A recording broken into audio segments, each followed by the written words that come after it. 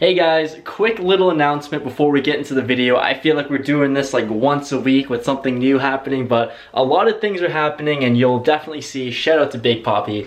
And yeah, but really quickly, I want to announce I just made a Facebook group called RampaagePoker Group. It's very bland and generic, but it's got to stick to the branding. I've gotten a lot of requests about this, so finally made a Facebook group. Go join it. It's a space for going over hand reviews, and anyone and everyone should come and just kind of post their hands and just get feedback on them. The main reason why I made my channel was literally to get feedback, insight as to what I was doing wrong in poker. And I think this is just a way to kind of pay it forward and use this channel and community that we've built so far to just kind of help each other out. So feel free, join that Facebook group. I highly encourage it. I'll be on there going over a bunch of hands, and whether you're brand new to the game or you play 10, 20, whatever it is, it's always helpful to, one, take a look at what other people are playing and what their hands are like, and two, get feedback on your own hands if you have any kind of uncertainty about the hands and moves and whatever that happened throughout that hand there. So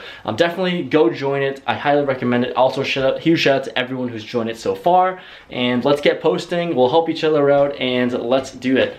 What's up guys, it's your boy Ethan. Hope you're having a great day. Welcome back to another video on the channel, and we are hopping right into it. We got another video, got some hand history, some hand reviews, stuff to go through. So no intro today, let's hop into it and let's get her done. So first hand, we have ace-10 offsuit in the small blind with 300 in our stack, and it's a 5-way limped pot. In the small blind, I'll complete. No need to really raise it up and try to ISO here in this big field. It's fine, it's a playable hand. We go to a flop, which is 10-6 deuce rainbow, and with top here really strong, I'm going to lead out into the field. I bet $10, and sure enough, we get some action. We get 3 callers, the big blind, under the gun, and buttons. So we're all kind of here together in this little corner up score. So we go to a turn 4 ways still. It's the king of clubs, brings in the backdoor flush draw, and honestly, not the best card, but honestly, it's still a card that I can get a ton of value with.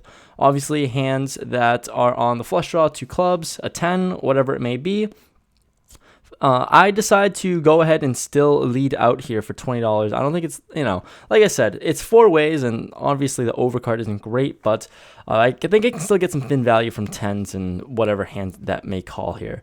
So only the under the gun player calls, and we're going to go heads up to a river, which is the ace of clubs. Interesting card here. The backdoor flush draw does come in, but we do improve to 2 pair. So still think I'm going to go for value a lot of the time. If he does have a king, it's going to be hard to fold, I believe. I just try to go for 3 streets here, really slim and thin, but I mean, I just got to bet my 2 pair. So I bet $35. If he raises, I'm totally out of there. But he thinks for a little bit, makes the call, we show, and take it down. Following hand here, we have ace-queen offsuit, once again in the small blind, and we have a middle position player who's pretty active and kind of young. He raises to $15. It's weird me calling people young because I'm just 21 and whatever. He's like about my age, I would assume, so I'm calling that young. Anyways, he raises the $15 and folds to me, out of position, ace-queen off. I 3-bet to 45, and he makes the call.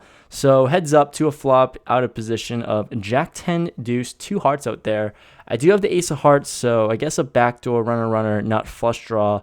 But here with 2 overs and a gutter ball, and pretty good flop for us. And I decide to just c-bet $55. He doesn't take too long before making the calls, so we go to a turn, which is the king of spades. Yup, I am just a luck box. Trying to think of a size I can get value from.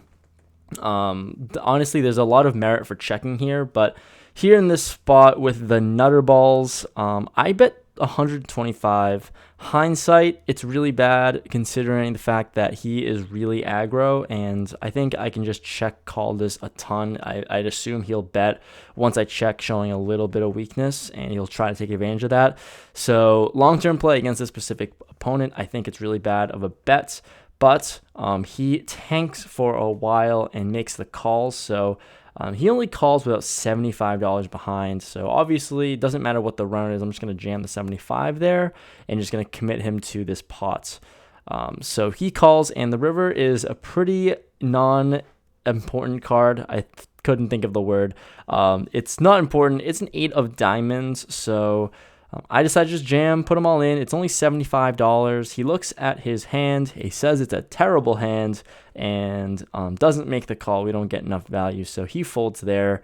I think I got a really, really light call by him on the turn, obviously. It's just, like I said, looking back on this profile type and watching him play for, however long I've been playing in this session, I think it's a really unprofitable bet on the turn. Once I bank my card, like obviously I should go for value, but against a specific player, he can absolutely bluff his way down, or he'll at least take a stab at it in a pretty decently sized bet sizing on the turn too. So it is what it is. We're on to the next one. We took it down. Also, a quick shout out to Homicide Detective Steve for coming up to me saying hi after this hand. Here's your shout out. It was nice meeting you. Here in the spot, we have Queen Jack of Diamonds in the small blind, and an early position player opens at $12. There is the next player to act exposed his cards by accident while mucking.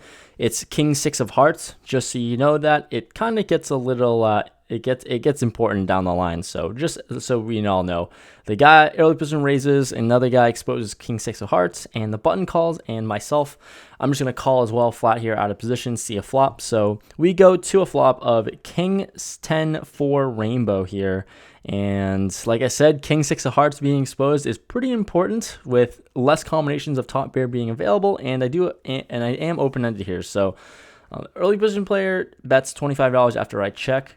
The button folds, and with my open-ender, nothing to do but just flat call here and just see a turn. Hopefully we get there. So I flat, and turn comes the 5 of Hearts. So even more interesting, where like the hearts are gone and the one king's gone. I check here, and he bet $60. Not believing him just yet. I think I against a 10, like the best hand I could possibly put him on is probably like ace 10 or something like that.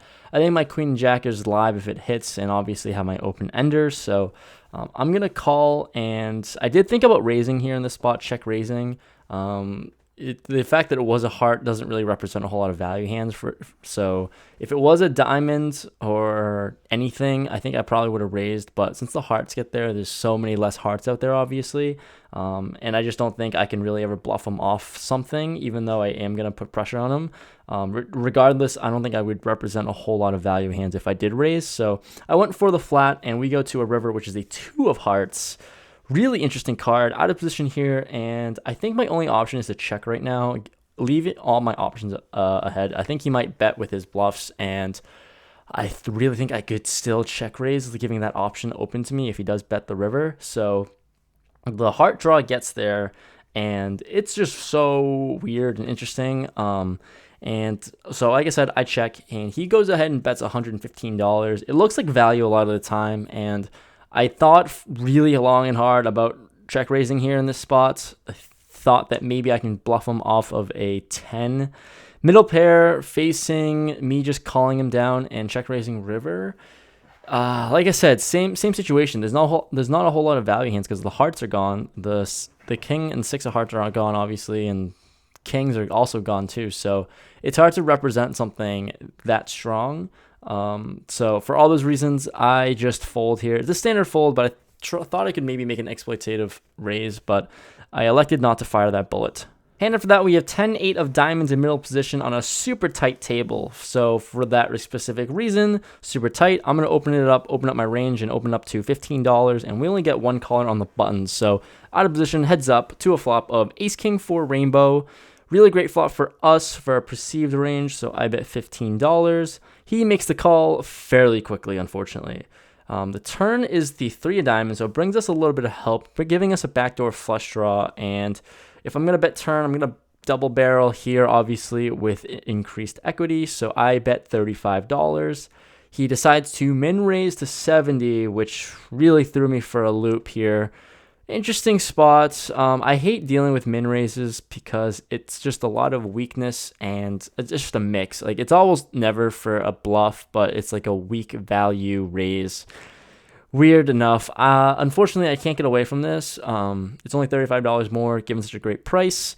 So with my flush draw, essentially, I'm just going to go for it. Hopefully, I can bank another diamond on the river, so I call. The river is a 4 offsuit. Action goes check, check. I just don't feel like stabbing here, especially after a raise.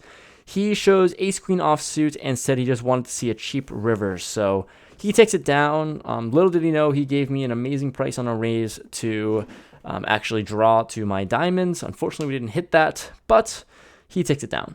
Following hand, we have aces in the small blind, playing a ton of pots out of position, unfortunately, and there's 2 limpers to me. I raise it up to $15, and both limpers make the call. We go to a flop of queen, jack, 5, 2 diamonds out there, and I am going to c-bet $20. We get 1 caller in under the gun, and yeah, we're heads up, still out of position, trying to fade some diamonds and just keep on barreling. The turn is a 4, non-diamond obviously, so that's great. I am going to once again barrel $60.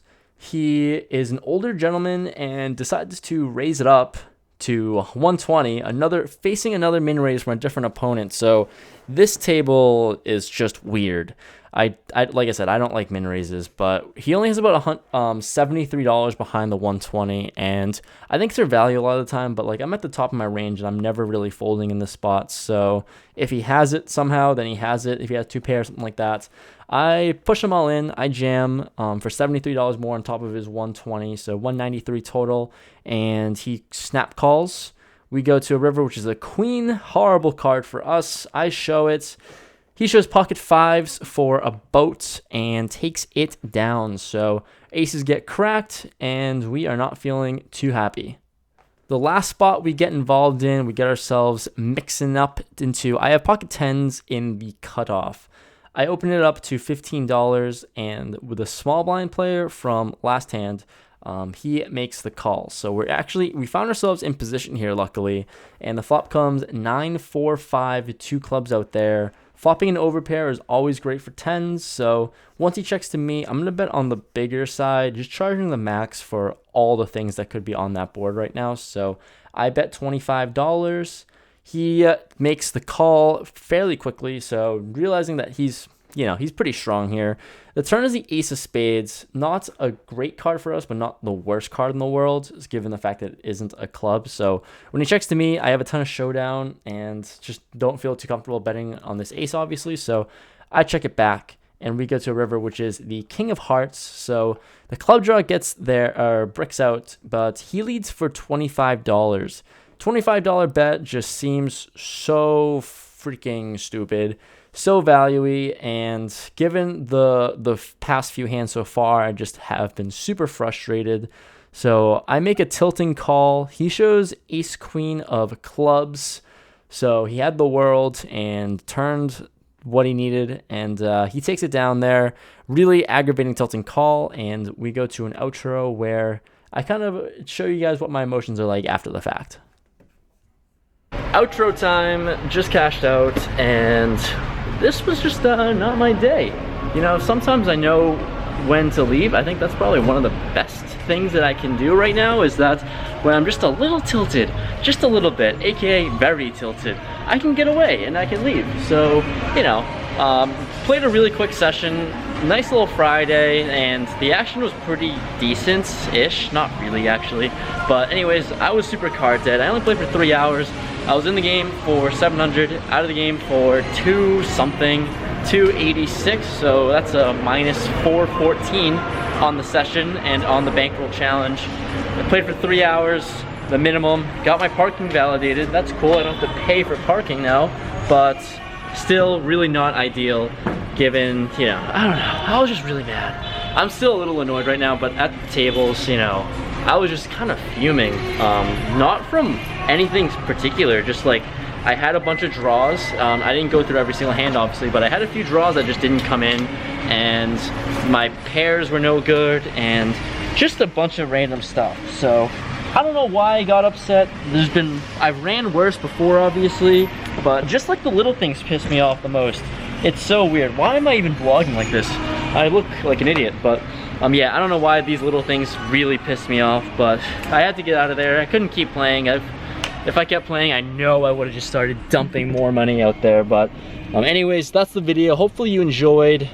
Leave a like if you did, and I'll see you guys next time. Also, for everyone that I've met, I keep meeting and coming up to me at Encore right now. It's crazy. It's awesome. I love it.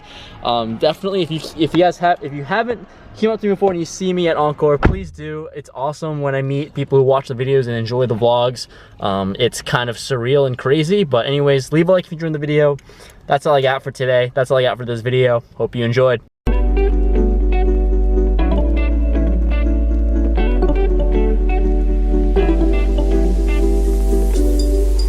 can feel it in the air tonight.